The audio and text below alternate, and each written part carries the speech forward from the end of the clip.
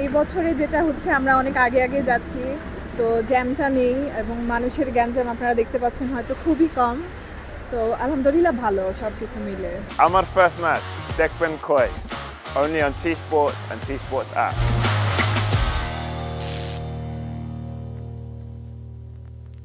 গত বছর একটু ঠেলাঠেলি ছিল, গেটে একটু টিকিট চেকিং নিয়ে ঝামেলা ছিল।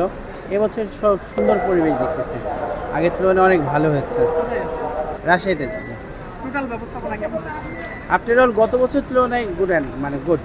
যেমন টিকিটের বিষয়টা মেনলি, গত বছর টিকিট কাটা অনেক পারা হয়েছিল, আমার টিকিটই পাই নাই, কিন্তু এবার অনেক ইজিলি টিকিট পাওয়া গেছে।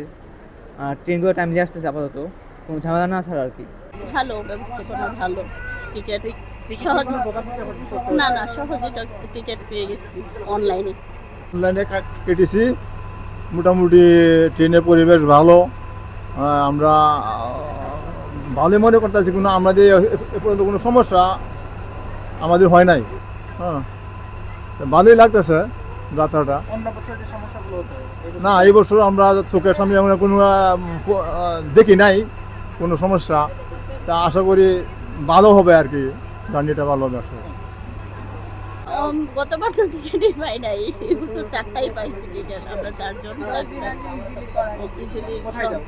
আমরা নেত্রকোনা। তো মানে 1:30 যে ট্রেন সেটা নাকি আমাদের এমনি ইউজুয়ালি যাইতে 6টা বা 7টা বেজে যায়। গতকালকে সবাই নাকি 5:30 যেই বাসে ইফতারি করেছে, তো বিষয়টা পজিটিভ। গত বছরের তুলনায় এবার টিকিট পেতে অনেক সহজ হয়েছে। অনলাইনে টিকিটটা কেটেছি, তবে একদম 2টার সময় আমরা টিকিটটা কেটেছিলাম। 5 মিনিটের মধ্যেই মানে এমন হিট আসছে যে কোনটা রেখে কোনটা দিব, এটা নিয়ে একটা সমস্যা হচ্ছিল, কিন্তু আল্লাহর মধ্যে পেয়ে গেছে টিকিটটা।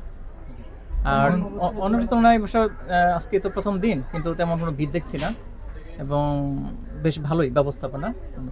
ঈদ তো একটা খুশির মানে দিন সবার জন্য, ফ্যামিলির সাথে করতে পারবো সব কিছু মিলে আর কি। ঈদের যাওয়াটাও যেমন ভালো লাগছে, আবার ভোগান্তিও আছে। এই তো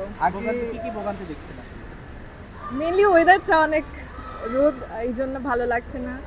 এই তো টিকিটের এমনি সার্ভারের এমনি কাটার সময় একটু হয়েছিল, পরবর্তী যারা আগে কাটতে পারছে 10 দিন আগে যারা টিকিট কাটছে।